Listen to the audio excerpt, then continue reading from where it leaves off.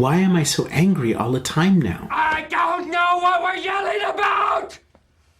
There are the turtles! Loud noises! You read something in an email. Sorry, dude, missed your texts. I assumed we'd meet at the bar. Whatever, I don't care. Whatever, I don't care. And smoke comes out your ears. You're walking and you see somebody doing something they shouldn't be and you want to shout at them. Oh, yes! That's what I should have said! Somebody you like says something. It says decaf. Get me decaf? Ooh, yeah. Must have been some sort of mix-up there. It just makes you really upset. Why am I so angry all the time now? It has to do with the way our brains handle stress and something called adrenal activation. In this video, I'm going to share a little bit of the neuroscience of anger and give you some strategies for decreasing volatility and finding a little bit more patience with yourself and others in this time of dramatic stress and disruption. Now put that thing back where it came from, or so help me! I think it'll help if we understand a little bit more about how our brains work. The first thing you need to understand about stress and anger is that it's there for a reason. We become agitated because of perceived threats, and we have evolved this system so that we can deal with dangers that are around us. Some of these dangers are very short term, but some of them are lasting. So our brains have a system for reacting very, very quickly to a stressor and then returning to a baseline level of calm.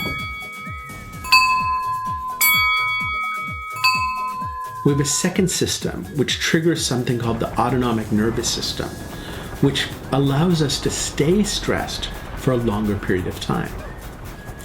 As I've explained in other videos, stress simply means that we're perceiving the threat is bigger than our resources.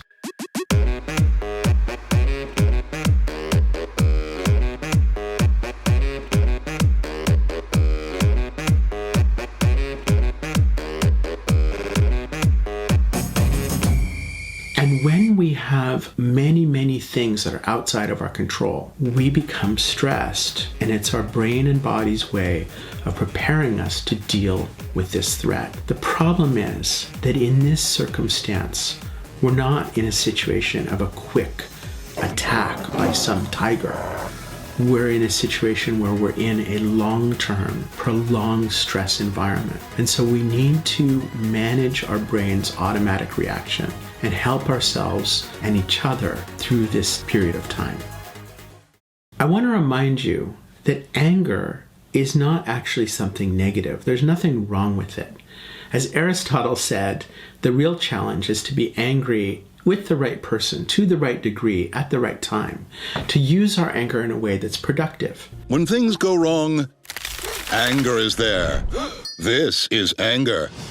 He will make sure the world knows anger is in control. But what you really need to watch out for is when he's out of control. Anger is a message that says, I want to move forward, but something's blocking me. And the purpose of anger is to focus our attention on that obstacle and give us the energy to push through it. So it's actually really valuable, and it's connected to motivation and drive. It's connected to a sense of achievement. It's connected to our wanting to move. The problem is when we misdirect that anger, and we're really angry about this big thing over here, but it's easier to take it out on this person here. To understand. Oh, shut up. Just shut up. You are unimportant, okay?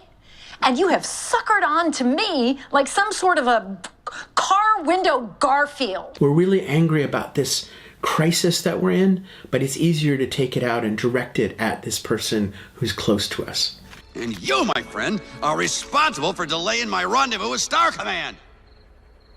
You are a toy! You weren't the real Buzz Lightyear, you're an action figure! You are a child's plaything! You are a sad, strange little man. And that's very destructive.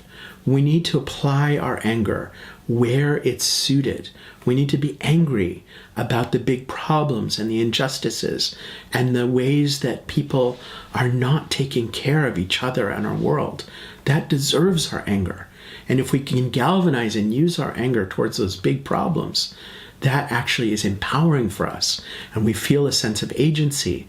And in that agency, we're directing and using our anger for the right things. And we feel a lot better.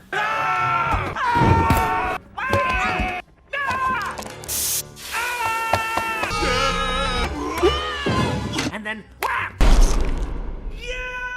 So essentially, you can think about stress as an alert meter. As we move closer and closer to red alert, as our stress level goes up, we become more perceptive. We become more likely to see something as a threat.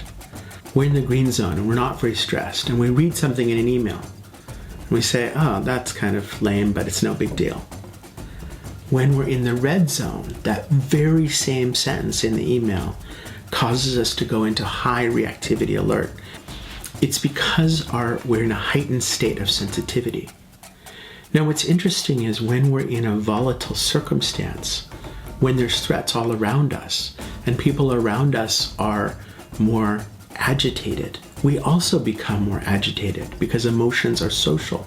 It's part of the way that we work together as pack animals. And in this context of emotional volatility, in this context of polarization, we're much more quick to go into the stress reaction.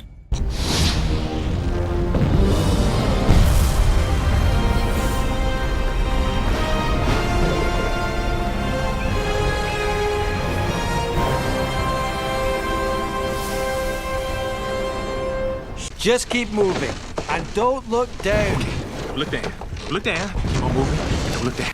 Day after day of this long year, we keep activating and reactivating this adrenal system.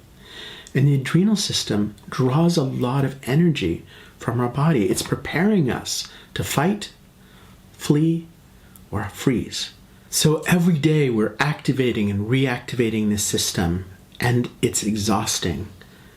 But it's also pushing us to perceive these relatively minor things as big threats. We're overestimating the threat level because we're in the red zone and we're staying in the red zone. And what happens for people who stay in this zone for a long time is post-traumatic stress or post-traumatic stress disorder. And there are many brain injuries and psychological illnesses that are related to prolonged and deep stress. And so it's very important for us to learn tools to come back down out of this red zone and find a place of more equanimity and more balance. Because when we're angry all the time, we're affecting ourselves, we're affecting each other, and we're affecting this context. We're setting ourselves and others up for greater and greater volatility.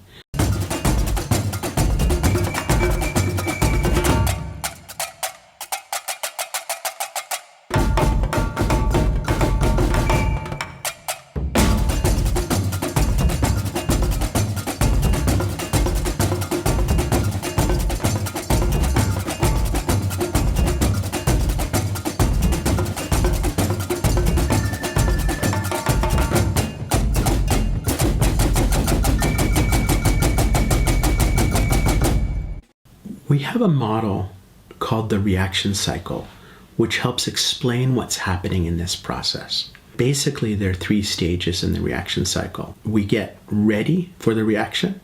We call that the setup phase. And in the setup phase, it's our lack of sleep, it's our lack of exercise, it's when we're not eating well, when we're not taking care of ourselves, we're not going to church, or we're not meditating. There are all of these things that might put us into a condition to be more reactive. That's the setup. And then there's a trigger. Something happens. You read an email, you hear something, somebody tells you something, and then you interpret that trigger. You interpret it based on your current circumstance. Again, your stress level, your emotion level is a kind of filter. It's like a pair of glasses. And as you get more reactive and volatile, the glasses that you're wearing are glasses about looking for these threats, looking for things that make you volatile. And so we move into this interpretation phase. It only lasts about a quarter of a second. But in that quarter of a second, we're assessing how dangerous is this? How big a threat is this? And then we begin our reaction. We start producing these chemicals in our hypothalamus. They're released through the pituitary gland. They start affecting all of the cells in our body. We then go into an escalation phase. And we start saying to ourselves, this is terrible, this is bad, there's nothing I can do. And now we become in a heightened state of reactivity. And in this heightened state of reactivity, we're going around the cycle again. And now we're set up with more readiness for the next reaction. These 3 stages also give us a clue about how we can get out of the reaction cycle.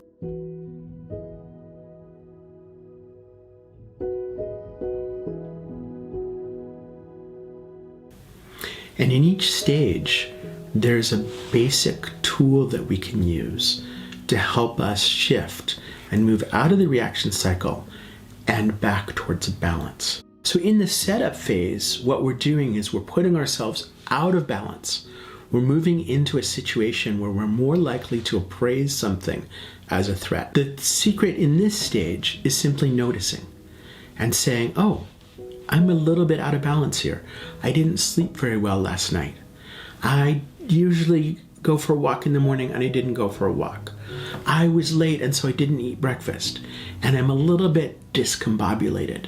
I'm a little bit in a state where I might be more likely to see this thing that normally isn't a big deal as a big deal. If we can notice it before we have the reaction, it's relatively easy to deal with. This is where a little mindful breathing, a glass of cold water, literally going and smelling a flower, going for a little walk, stretching, something that helps us shift physically, mentally, and emotionally back towards balance. Appreciation is incredibly powerful in this stage. And just noticing, even though there's a lot of crappy things going on, there's still things that we can appreciate in our lives and in the world. The second stage, as I said, is only a quarter of a second long, and so it makes it very difficult to do something in that quarter second. But what I suggest you try is just observing. Notice yourself reacting. Oh, there I go, I'm getting upset. And the more you practice noticing and just having like 10% of your brain holding back to observe yourself in this process, the more you practice that, the more likely you are to be able to notice it before the trigger. And then in the final phase, the escalation phase, this is where the 6-second pause comes in. Literally doing something as simple as 6 math problems, or counting to 6 in a foreign language, or alphabetizing 6 places you wish you could travel right now. This will shift your brain activation by engaging your cortical or cognitive brain for 6 seconds and allow the flood to subside a little bit. Perhaps the most important strategy in moving out of the reaction cycle is remembering that you have choice. You might not have total freedom, but you have some choice. And when you notice that you have some choice about how you think, how you act, and how you feel, that recognition itself gives you freedom to say, I can choose something different right now.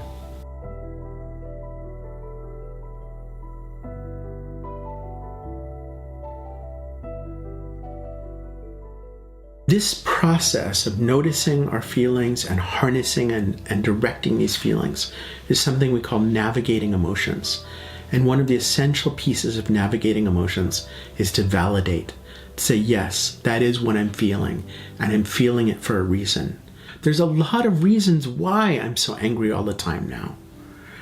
Just recognizing that and saying, that's an appropriate feeling given the circumstance. And now that you know that, you have choice, what are you going to do?